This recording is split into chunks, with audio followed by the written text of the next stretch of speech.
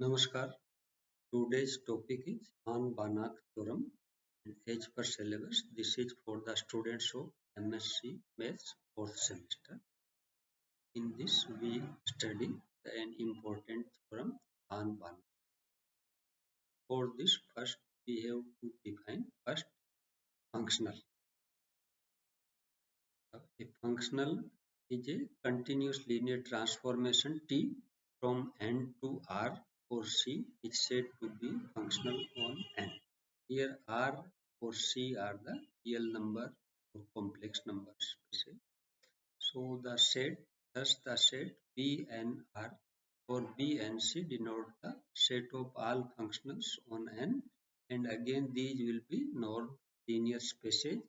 Further, these will be Banach spaces, as we know that both R and C are Banach spaces. So these spaces are denoted by N star and is called the conjugate space of N. So that is the N star equal to F such that linear functionals from N to R or C such that F is linear and continuous.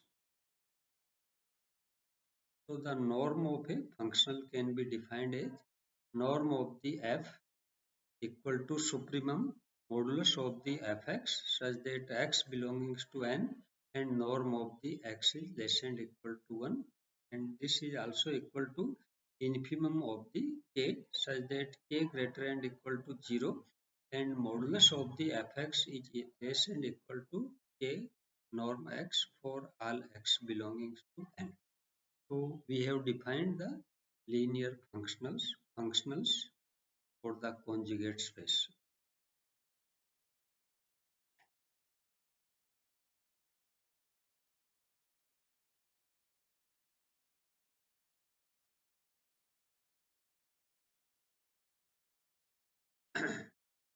So all the results and theorems on the linear transformation from the norm linear spaces into another norm linear spaces remains valid for functionals also.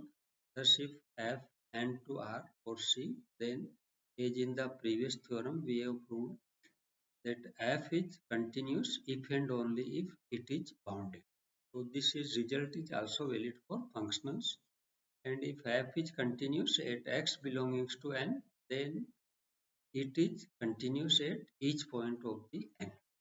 And the second conjugate space of N, that is N double star, is the set of all functionals on N star. This is also denoted by Bn star R or Bn star C.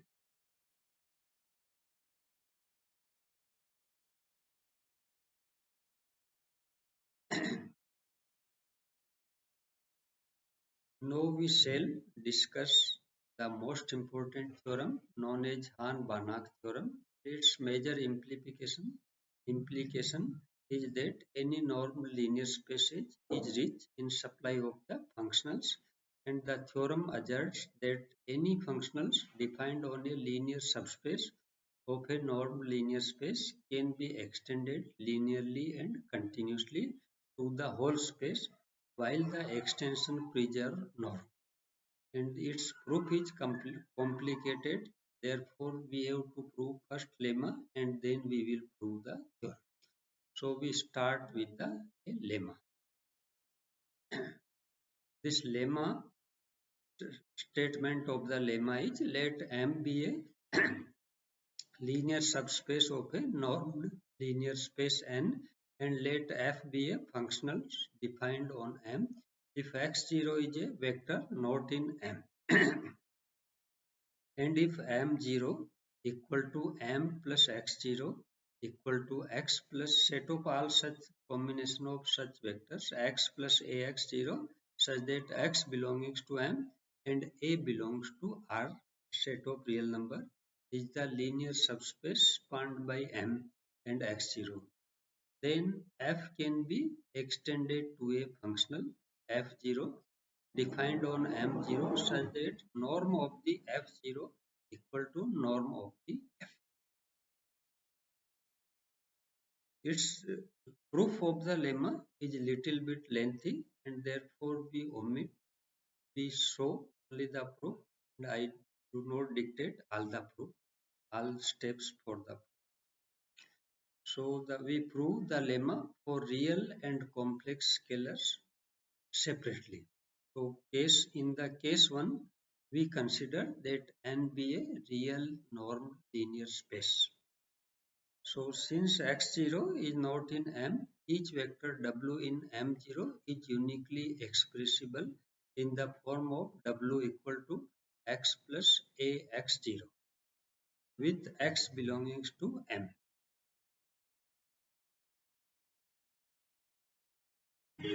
So then we now define F0 on M0 by this way, that F0 W equal to F0 x plus AX0 equal to x Fx plus AR0, and this we denote as equation number 1, and where R0 is any real number and which will be determined in the next steps. So first we prove that F0 is a linear. So for this linear, we consider for xy belonging to M and B, C belonging to R scalars. Then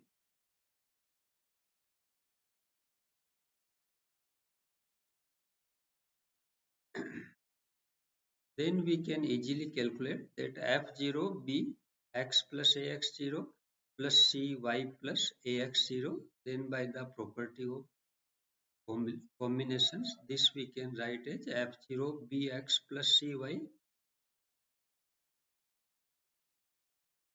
F0 Bx plus Cy plus B plus C Ax0, and then by definition of the F0, this we can write as f of the Bx plus Cy plus B plus C Ar0, or this is equal to Bfx plus Cfy plus Bar0 plus Car0, because f is linear. So this equals to, after the combination, Bfx plus Ar0 plus Cfy plus Ar0, and this is equal to Bf0 x plus Ax0 plus Cf0 y plus Ax0. So in this way we have proved that this F0 is linear. So this implies that F0 is linear. Also, if x belongs to M, then we can write x as x equal to x plus 0 into x0, and therefore f0x equal to f0x plus 0x0, and this is equal to fx plus 0 into r0 by definition of the f0, and this becomes equal to fx. So in this way we obtained that f0x equal to fx for all x belonging to M. Therefore, F0 is an extension of F over M. We now prove that norm of the F0 equal to norm of the F.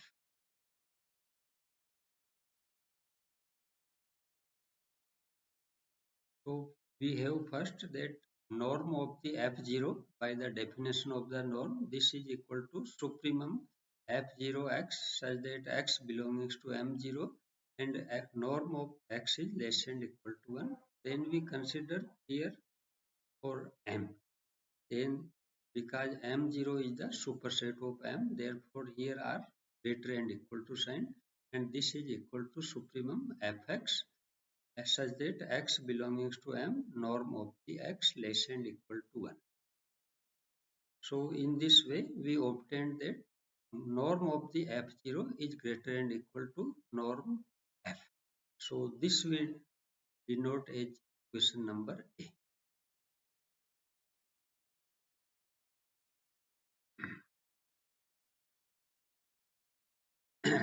So our problem now is to choose R0 such that norm of the F0 is less and equal to norm of the. For this purpose, we first observe that if xy are any two vectors in M, then f of the y minus fx equal to fy minus x by linearity of the f.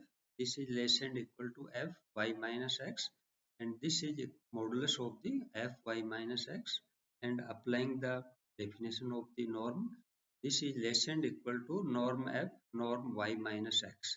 Here we add x0 and subtract, then we obtain this after simplification, that this is less than equal to norm of the f into norm of the y plus x0 plus norm of the f into norm of the x plus x0. So we take one side, one term in the left hand side, and we obtain that minus fx minus norm f norm x plus x0 is less than equal to minus fy plus norm of the f norm y plus x0.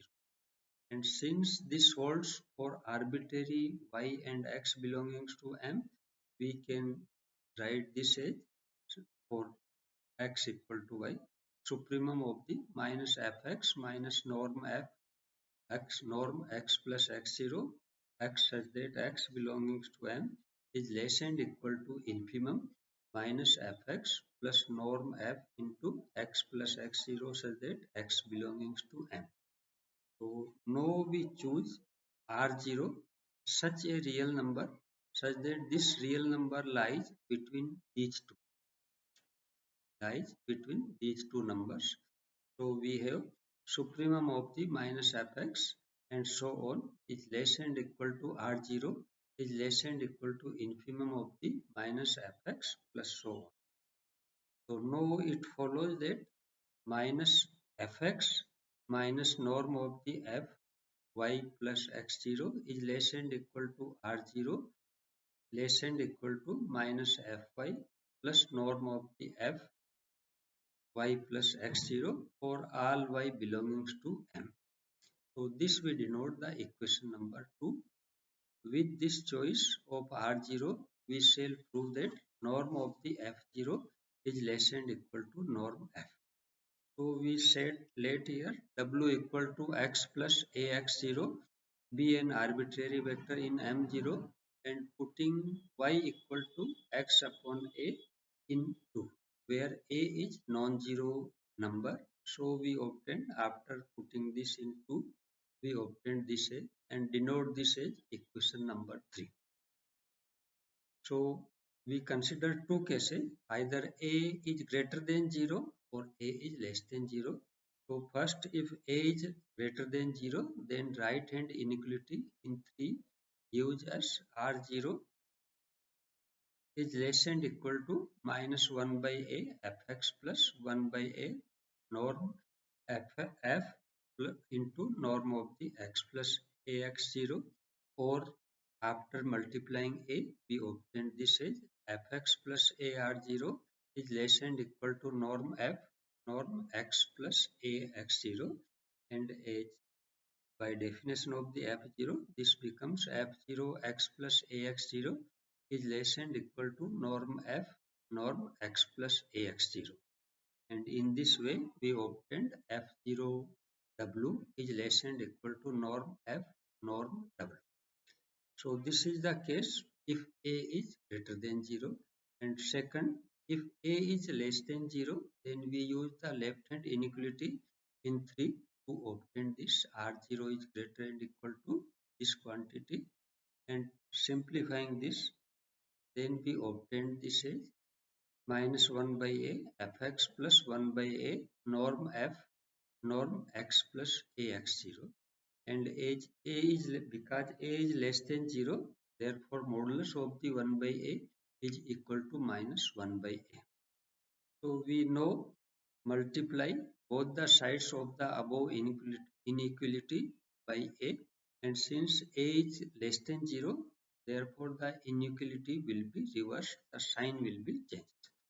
Hence we obtain AR0 is less than equal to minus fx plus norm of the f norm x plus ax0, and after transforming this term to left hand side, we obtain this as f0w is less than equal to norm f norm w. So by 1. So in both the cases, either a greater than 0 or a less than 0, we obtained that f0w is less than equal to norm f norm w for all w belongs to M0. And this we denote as equation number 4.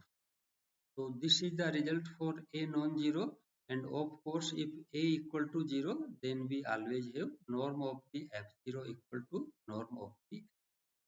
So now in the equation 4, if we replace W by minus W, then we obtain F0 minus W is less and equal to norm F minus bracket norm minus W, and that is minus of the F0 W is less and equal to norm F norm W.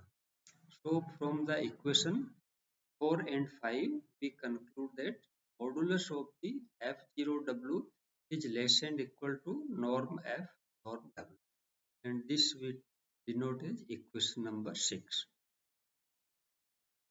Since f is bounded as being a linear functional, so 6 shows that f0 is bounded, and so f0 is a linear functional on M0. And since norm of the f0 equal to supremum of the modulus of the f0w such that w belongs to M0 and norm of the w is less than equal to 1, so it follows that that norm of the f0 is less than equal to norm of the f. Here we are using this equation 6, and in this 6 we put the value of f0w is less than equal to norm f norm w. So using the equation 6, norm f0 is less than equal to norm f, this we denote as equation number b. And now from the earlier we have denoted equation A. So from equation A and B we obtained norm f0 equal to norm. So for the case of real we obtained this norm f0 equal to norm f, and this is the extension of f for real case. And now we consider for the complex cases. Let N be a complex linear space. Let N be a normed linear space over the C set of complex number, and let F be a complex valued linear functional defined on a subspace M of N, and let G equal to real part of the F and H equal to imaginary part of the F, so that Fx can be written as Fx equal to Gx plus iota Hx for every x belonging to M. So then an easy computation shows that G and H are real valued functionals on the real space M. So for this we do this as we know that f of the x plus y equal to fx plus fy. So this implies G x plus y plus iota h x plus y equal to gx plus iota hx plus gy plus iota hy. So comparing the real and imaginary part, we obtained this as gx plus y equal to gx plus gy and hx plus y equal to hx plus hy. And if A belongs to R, then f of the ax equal to afx. This implies gax plus iota hax equal to a gx plus iota hx, and comparing the real and imaginary part we obtained gax equal to agx and hax equal to ahx. So in this way we obtained that G and H both are linear on.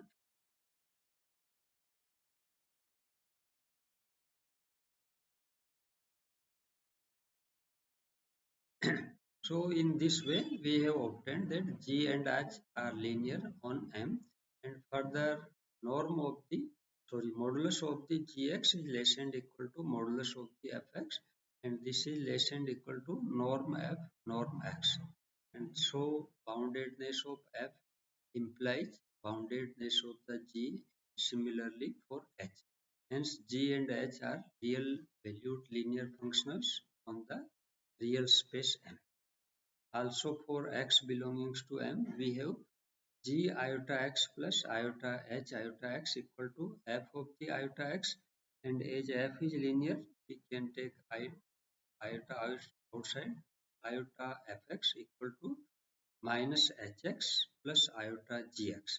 So hence equating the real and imaginary part, we obtain g iota x equal to minus hx and h iota x equal to gx.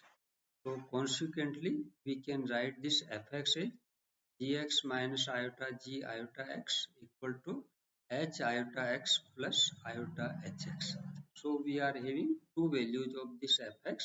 So we choose the first one and we prove the rest part by using fx equal to gx minus iota g iota x.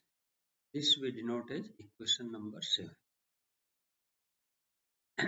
Now G is a functional on a real linear space, so by case 1 of the lemma, it can be extended to a functional G0 defined on M0 in such a way that norm of the G0 equal to norm of the G.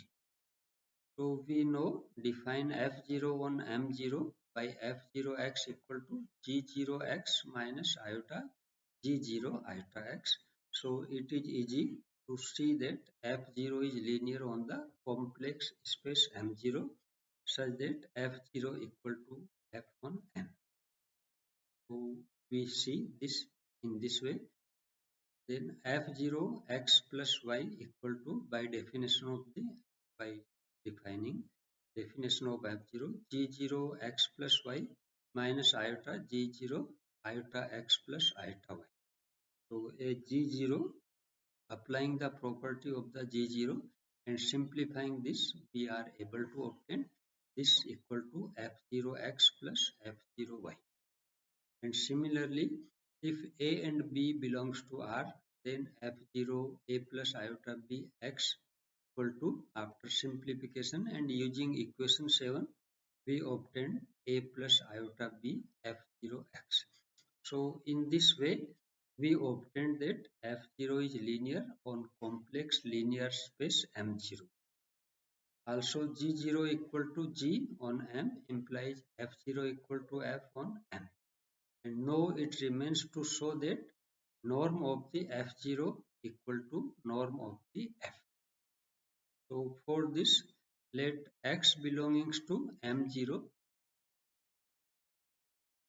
x belongs to M0 be arbitrary element, then we write F0 x equal to Re iota theta, where R is greater than 0 and theta is real. Then we have modulus of the F0 x equal to Re minus iota theta into Re iota theta. Then this equal to E minus iota theta F0 x, and this is equal to F0. So here some misprint, that this R should not come.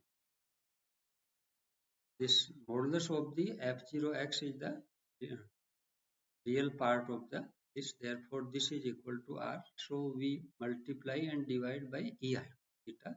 So this is the E minus iota theta Re iota theta, and after taking E minus iota theta out, F0x, and as F0 is linear, so we take this F E minus iota theta inside. So we obtain this F0 E minus iota theta x.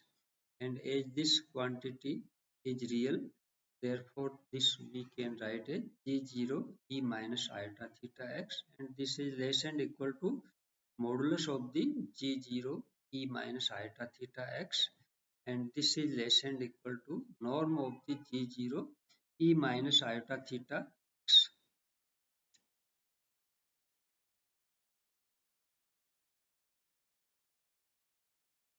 So this is equal to norm of the G0 modulus of the E minus iota theta norm x, and this equal to norm G0 into norm x, because modulus of the E minus iota theta is 1, and this is equal to, therefore norm G into norm X less and equal to norm F into norm X. So in this way, this shows that F0 is bounded and hence this is a functional on M0, and also that norm of the F0 is less and equal to norm F. Also, as in the case 1, it is obvious that norm of the F0 is greater and equal to norm of the F, and therefore combining these two inequalities, we obtain norm of the F0 equal to norm of the F. So in this way, we have proved for the complex case also, and this is in this way we complete the proof of the limit. So now we first give the statement of the Hahn-Banach theorem. So Hahn-Banach theorem states us that let M be a linear subspace of a normed linear space N and F be a functional defined on M, then F can be extended to a functional F0 on the whole space N such that norm of the F0 equal to norm of the F. So in the proof we use the lemma and consider, and Jones lemma also used here. So consider the set G of all possible extensions of the F on all subspaces, that is M plus any other elements of N not in N. So all subspaces of N which contains N. We define here a relation in this set G.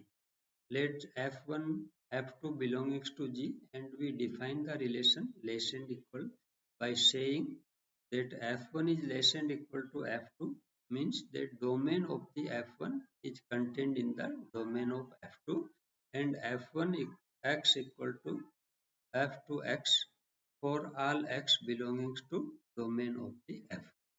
Now we prove first that this G less and equal to is partially ordered set.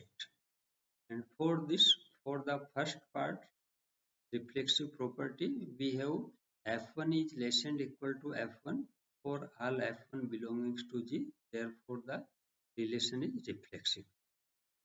Now the second property, condition of the partial relation, let F1 is less and equal to F2 and F2 is less and equal to F1. Then by definition of this relation, this implies domain of the F1 is less and equal to domain of the F2 with F1x equal to F2x for all x in domain of the F1 and similar for F2. So in this way, domain of the F2 is subset of the domain of F1 with F2x equal to F1x for all x in domain of.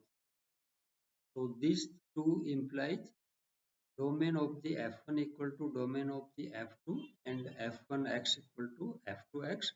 Therefore, this implies F1 equal to F2, and in this way we obtain that the relation is anti-symmetric.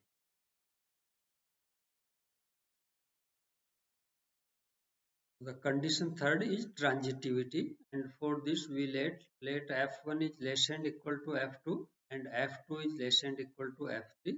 This implies domain of the F1 is subset of the domain of the F2 with F1x equal to F2x for all x in domain of the F1 and domain of the F2 subset of the domain of the F3 with F2x equal to F3x for all x in domain of the.